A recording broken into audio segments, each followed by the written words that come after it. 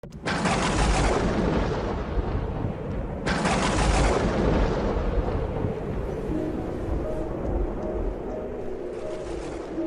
jour de sabbat, Jésus était entré dans la maison d'un chef des pharisiens pour y prendre son repas, et ce dernier l'observait.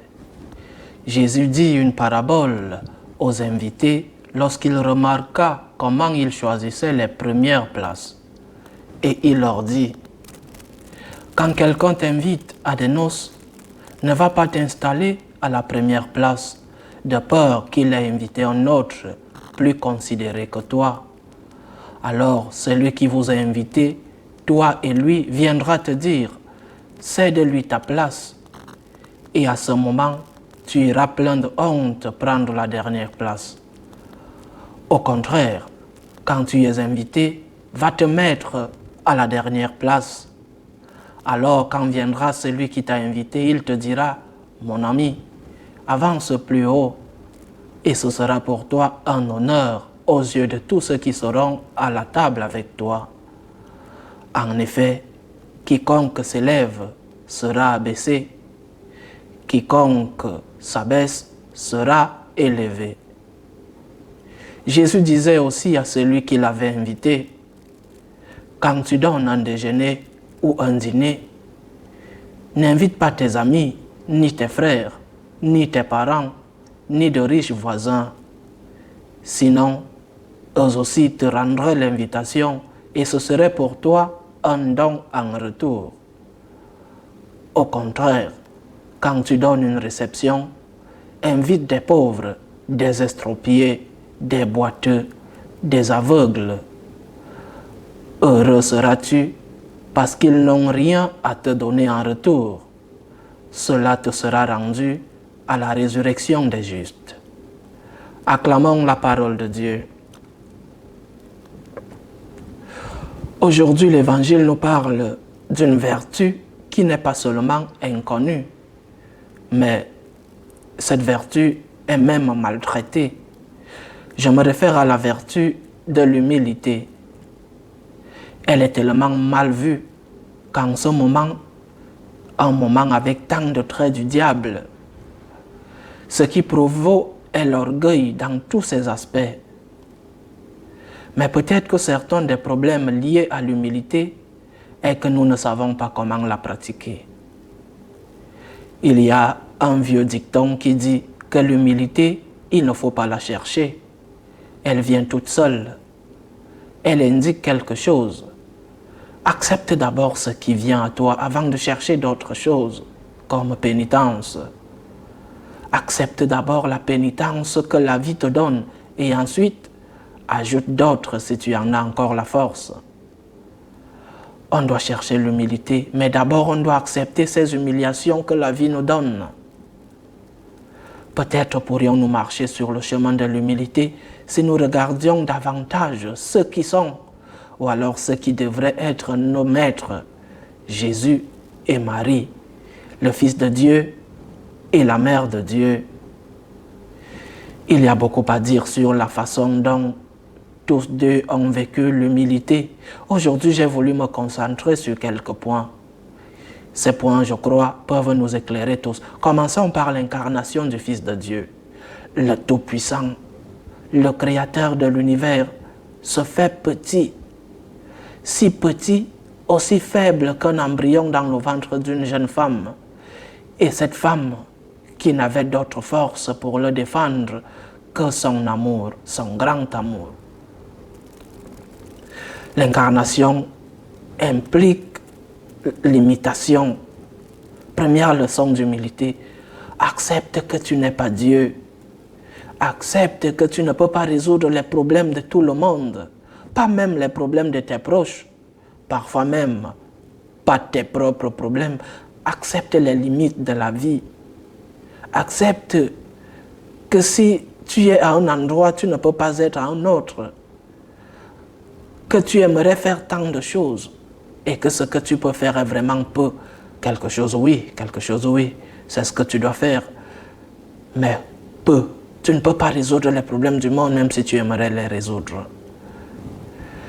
Deuxième façon de vivre l'humilité de notre Seigneur, une fois que tu as accepté cette limitation, le fait d'être dans un endroit, par exemple en Israël et ne pas être à Rome, accepte une autre limitation, la condition physique. La condition physique du bébé à Bethléem ou à Nazareth, la condition physique de l'homme qui a froid, qui a chaud, qui a faim, qui a sommeil. La condition physique, accepte cette limitation. Ta condition physique, celle que tu as, peut-être as-tu eu des temps meilleurs, celle que tu as maintenant, accepte cette limitation. C'est une humiliation, personne ne te l'impose. C'est une humiliation, tu vois de moins en moins, tu entends de moins en moins, tu as plus de mal à bouger, les années passent, Dieu merci, parce que sinon tu serais déjà mort. Et tout cela, ce sont des limitations. Des maladies apparaissent que tu n'attendais pas. Par exemple, le Covid récemment. Des maladies apparaissent aussi chez les tiens, chez ceux qui t'entourent. Cela implique du travail pour toi, un sacrifice. Accepte cette limitation. C'est l'humilité vivante. Une autre façon de vivre l'humilité que notre Seigneur a fait. Nous tous, nous aimons et nous avons tous besoin d'être aimés. Et nous avons besoin d'être aimés surtout par les personnes que nous aimons. Nous tous, je ne parle pas des relations sexuelles, je parle de quelque chose d'inhérent à l'être humain, comme l'affection. Nous aimons tous. De nos parents, nous avons besoin d'être aimés par eux. De nos amis, nous aimons tous, mais souvent, nous ne recevons pas toujours, ou il semble que nous ne recevons pas toujours l'amour dont nous avons besoin, ou même l'amour auquel nous avons droit. C'est arrivé à Jésus. Combien d'amour en Jésus? Tant d'amour. Et que lui donnons-nous? Quelle misérable petite miette d'amour lui donnons-nous? Pauvre Jésus, tant d'amour. Tant d'amour dans son cœur sacré et divin. Tant d'amour. Tant de choses qu'il a faites pour chacun de nous. Je parle aussi de moi, bien sûr. Tant de choses. Qu'est-ce que je lui donne? Qu'est-ce que nous lui donnons? Eh bien, si notre Seigneur a passé cette manière de vivre l'humilité, nous devons aussi le faire et nous habituer au fait que parfois, nous ne recevrons pas au moins l'amour que nous avons mis, que nous avons donné, l'amour que peut-être nous méritons ou l'amour dont nous avons besoin. Accepte-le. C'est une manière de vivre l'humilité. Une autre façon de vivre l'humilité de notre Seigneur était d'accepter l'échec. Non seulement d'accepter le manque d'amour, parce que Jean l'aimait, je n'en doute pas, et Saint-Pierre aussi, mais quand les deux frères Zébédée se disputaient pour qu'il soit le premier et le deuxième sur la liste, il n'y avait pas beaucoup d'amour en eux. Et lorsque Pierre l'a renié, il n'y avait pas beaucoup d'amour en lui non plus. Mais cela impliquait un échec, un échec. Quelle amertume, quelle douleur, quelle humiliation, cet échec de Jésus. Cet échec qu'il a touché de ses mains et qui faisait partie du contenu de cette coupe d'amertume qu'il a dû boire au jardin des Oliviers. Quel échec lorsqu'il entend Pierre nier qu'il ne le connaît pas. Quel échec quand il sait que tout le monde a fui et qu'au point de la croix, il n'y a qu'une poignée de femmes et 100 gens. Cet échec fait partie de la vie. Tu as eu des illusions légitimes. Je ne parle pas des mauvaises que tu as pu avoir, légitimes, des rêves, des ambitions, des projets. Je parle des bonnes choses.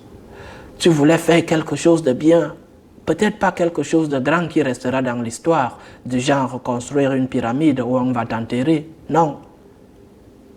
Mais tu as eu des plans et des projets qui étaient bons, et puis, tu vois que les choses n'ont pas tourné comme tu le voulais. Que dans de nombreux aspects, tu as échoué. Par exemple, les parents dans l'éducation de leurs enfants, quelle douleur! C'est une humiliation. Et notre Seigneur a dû boire cette coupe d'humiliation. Il a dû tout boire et aller de l'avant. Une dernière, pour n'en citer que quelques-unes, il y en a beaucoup d'autres. Une dernière forme d'humiliation que notre Seigneur a connue, la mort sur la croix. Quelle injustice! Il a été traité comme un malfaiteur, comme un dangereux criminel. Quelle injustice! Il nous semble que parfois on est injuste envers nous. Eh bien, peut-être que nous avons raison ou peut-être que nous exagérons. Il nous semble qu'on est injuste envers nous, qu'on ne valorise pas nos efforts, qu'on ne nous accorde pas assez de mérite pour ce que nous faisons, qu'on ne nous récompense pas au travail par une promotion ou une augmentation de salaire. Peu importe. Ou tout simplement qu'on ne nous donne pas une tape dans le dos en disant « Courage, tu vaux beaucoup ». Et Jésus, le crucifié, le grand humilié, celui qui a marché dans la rue de l'amertume, nous entraînant et tombant sous le poids de la croix. Celui qui a été insulté et craché, celui qui a été moqué par les saillants qui l'entouraient lorsqu'il a été crucifié. Pauvre Jésus, le grand raté, le grand humilié. Alors, si tu veux vivre l'humilité, regarde Jésus, comme Jésus l'a fait. Et tu verras que tu as un livre écrit en lui, un moyen sûr d'imiter Jésus dans cette vertu discréditée. Et je ne peux pas terminer, et je ne vais pas terminer sans parler de la Vierge. Bien sûr, je pourrais continuer encore en regardant beaucoup de choses, comment Marie a vécu l'humilité. Saint Louis-Marie Guirignon de Montfort disait que le Seigneur a regardé la Vierge pour sa pureté, mais il s'est incarné en elle pour son humilité. Je vais me concentrer seulement sur 2 points. Le premier est donné par sa réponse à l'ange. Voici l'esclave. Mais peut-être que nous ne comprenons pas à notre époque ce que cela signifie. Certaines traductions disent la servante, eh bien, elle est l'esclave, parce que la servante peut être une employée. Elle est l'esclave. Elle s'appelle elle-même ainsi. Pas l'esclave de son mari. Elle n'est pas l'esclave des hommes, non. Elle est l'esclave du Seigneur. L'esclave. Que fait-elle? Que faisait-elle? Grâce à Dieu, il n'y a plus d'esclavage. Mais il y a l'esclavage spirituel que la Vierge a assumé et qu'elle nous enseigne par rapport à Dieu. Que fait l'esclave? Elle obéit. Elle fait ce qu'on lui ordonne. Elle ne pose pas de questions sur tout cela. C'est-à-dire que la Vierge est notre modèle d'humilité que nous ne comprenons pas. Et il y a tant de choses que nous ne comprenons pas, tant de choses. Bien sûr, quand il arrive quelque chose de bien que nous ne comprenons pas pourquoi, nous ne posons pas de questions. Nous devrions au moins remercier, mais nous ne le faisons pas non plus. Mais quand quelque chose de mal nous arrive ou arrive à nos proches, nous commençons immédiatement à poser des questions.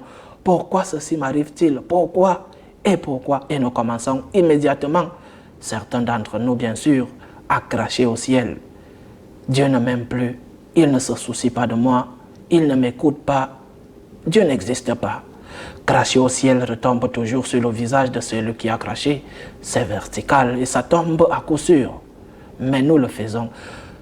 La Vierge Marie, qui avait tant de raisons de se poser des questions, non seulement lors de l'incarnation, quand elle est arrivée à Bethléem et qu'elle a trouvé la grotte des brebis pour accoucher qui est une chose si risquée. Alors plus qu'aujourd'hui, où était l'hygiène? Où était ce que le Messie méritait et avait besoin? Est-ce que c'était ce que le Seigneur avait promis? Et quand ils ont dû fuir en hâte dans la nuit plein de peur vers l'Égypte et tant d'autres occasions, elle n'a pas posé de questions. Elle était l'esclave. Elle n'était pas là pour poser des questions et demander des explications. Seigneur, j'accepte ta volonté même si je ne la comprends pas. Tu n'as pas besoin de me donner des explications car je ne te pose pas de questions. Je suis l'esclave du Seigneur. Me voici, Seigneur, pour faire ta volonté. Un autre aspect de la Vierge, je répète que je pourrais passer des heures à parler d'elle dans tous ces aspects et de l'humilité en particulier. Mais il y a un autre qui me plaît beaucoup, qui m'aide.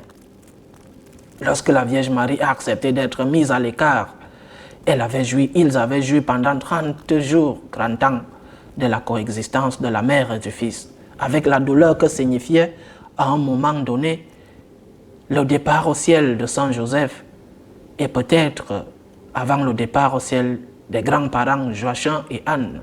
Mais ils avaient passé des années merveilleuses. 30 ans dans l'atelier du charpentier, 30 ans mère et fils, pratiquement toute la vie de Jésus sur terre.